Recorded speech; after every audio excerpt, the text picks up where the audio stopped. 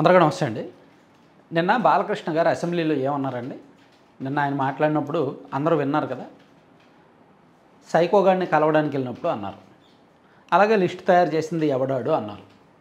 So అక్కడ జగన్మోహన్ రెడ్డి గారిని బాలకృష్ణ గారు సైకోగాడు అని అభివర్ణించిన మాట వాస్తవం. నేను దాన్ని సమర్థించట్లా. నేను ఇంతకుముందు 3-4 వీడియోల్లో చెప్పాను అది తప్పు పదం అని. ఇప్పుడు కూడా చెప్తున్నాను, బాలకృష్ణ గారు అలా అనడం తప్పు. అసెంబ్లీలో అలా అనకూడదు. చట్టసభల్లో అటువంటి భాష వాడకూడదు. రాజకీయంగా మీరు పొలిటికల్ మీటింగ్స్ పెట్టుకొని లేదా ప్రెస్ మీట్లు పెట్టుకొని లేదా ఎన్నికల ప్రచారం చేసుకొని మీరు ఎన్నైనా అనుకోండి, మీరు అంటారు వాళ్ళు అంటారు, మీరు పడండి. కానీ చట్టసభలు అనేవి మాత్రం చట్టాలు తయారు చేసే సభలు, ప్రజలందరూ చూస్తారు కాబట్టి, అవి ఒక రకంగా దేవాలయాలతో సమానం కాబట్టి, రాజ్యాంగ వ్యవస్థలు కాబట్టి అందులో అటువంటి భాష పనికిరాదు. బాలకృష్ణ గారికి ఎవరైనా చెప్పండి అటువంటి భాష వాడొద్దు అని, లేదా ఆయన్ని అసెంబ్లీకి రాకుండా ఆపండి. సో ఆ భాషను నేను సమర్థించట్లా. అయితే దీనిలో వైసీపీ వాళ్ళు చేస్తున్న రాజకీయం చూసి నవ్వాలో ఏడవాలో తెలియట్లా. వైసీపీ వాళ్ళు చేస్తున్న రాజకీయం పక్కన పెడితే సాక్షి మీడియాలో వచ్చిన వార్త చూసి పాపం వాళ్ళ మీద జాలి పడాలి, ఖచ్చితంగా జాలి పడాలి.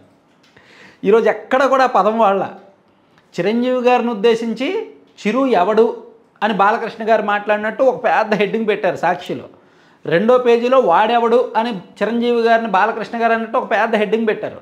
నిజానికి చిరంజీవి గారినే పర్టికులర్గా ఆయన ఎవడు వాడెవడు అనే మాట అనలేదు. 100% అది చిరంజీవి గారికే అని చెప్పలేము. కానీ సైకోగాడు అనే పదం జగన్మోహన్ రెడ్డి గారికి ఉద్దేశించే అన్నారనేది అందరికీ తెలుసు. సో ఆ పదం చెప్పుకోలేకపోతున్నారు వీళ్ళు. సాక్షిలో రాయలేదు.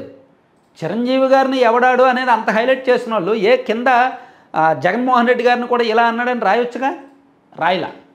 అంటే ఆ పదాన్ని వాళ్ళు యాక్సెప్ట్ చేస్తున్నారా? చేయకూడదు కదా, చెయ్యరు కదా, వాళ్ళ బాస్ కదా, ఎందుకని రాయలా? రాస్తే వాళ్ళ పాఠకులకు తెలిసేది కదా. బాలకృష్ణ గారు ఆ పార్టీ బాస్ని కూడా, వైసీపీ బాస్ని, మాజీ ముఖ్యమంత్రి గారిని కూడా ఈ మాట అన్నాడు అని. నిజానికి అది నిషిద్ధ పదం కదా, అసెంబ్లీలో మాట్లాడకూడదు కదా.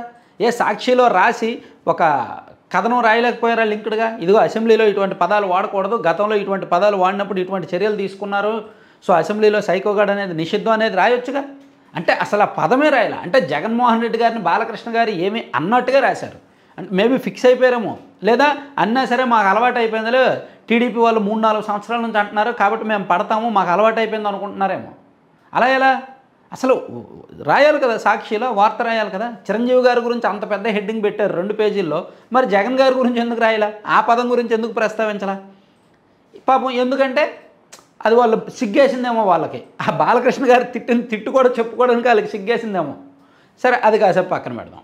ఇక ఈ ఏంటది మిగిలినవన్నీ రాసుకొచ్చారు. అలాగే వైసీపీ వాళ్ళు పేర్ని నాని గారు కానీ, మార్గాని భరత్ గారు కానీ, జూపూడి ప్రభాకర్ గారు అండ్ వైఎస్ఆర్ కాంగ్రెస్ పార్టీ మిగిలిన వాళ్ళందరూ కూడా బాలకృష్ణ గారిని ఉద్దేశించి అనేక విమర్శలు చేస్తున్నారు. బాలకృష్ణ గారికి మెంటల్ సర్టిఫికేట్ ఉందని, గతంలో 2005-6 ఆ టైంలో బాలకృష్ణ గారి ఇంట్లో బెల్లంకొండ సురేష్ మీద కాల్పులు జరిగినప్పుడు ఆయన మానసిక పరిస్థితి బాగోలేదని డాక్టర్ చేత సర్టిఫికేట్ తెచ్చుకున్నాడని, ఆ మెంటల్ ఇప్పటికీ కొనసాగుతుందని, అటువంటి వాళ్ళని అసెంబ్లీ నుంచి నిషేధించాలని, బాలకృష్ణ గారు మద్యం తాగి అసెంబ్లీకి వస్తున్నారని, సో బ్రీత్ అనలైజర్ పరీక్షలు చేయాలని వైసీపీ నేతలు డిమాండ్ చేస్తున్నారు. అసలు సైకో జగన్మోహన్ రెడ్డి గారు కాదు, బాలకృష్ణ గారే నిజమైన సైకో.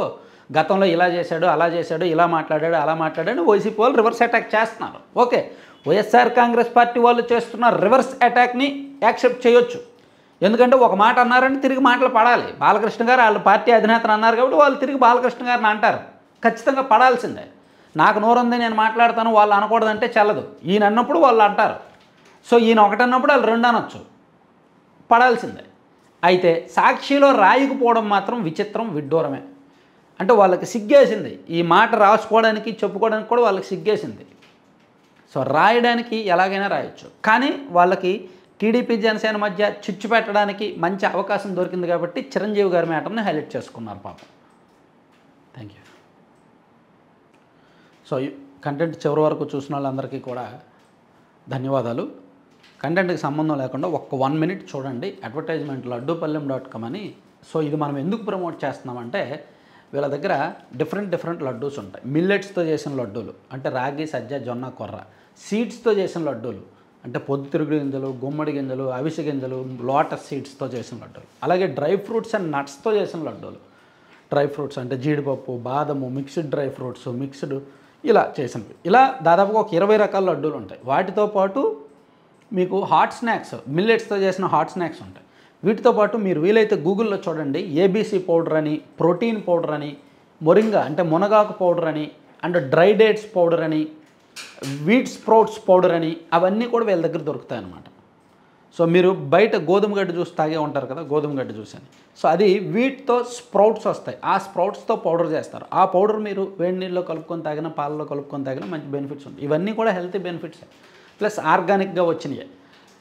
సేంద్రియ పద్ధతుల ద్వారా రైతులు సాగు చేస్తున్నవి వీళ్ళు కొనుక్కొని చేస్తారనమాట. సో అందుకే వీలైతే బుక్ చేసుకోండి. laddupallam.com అనే వెబ్సైట్ విజిట్ చేసి మీకు ఏం కావాలో ఆర్డర్ చేసుకోండి. లేదా 9997839994 నెంబర్కి వాట్సాప్లో మెసేజ్ చేసి లేదా కాల్ చేసి ఆర్డర్ చేసుకోండి. దసరా ఆఫర్లు కూడా ఉన్నాయి. Thank you.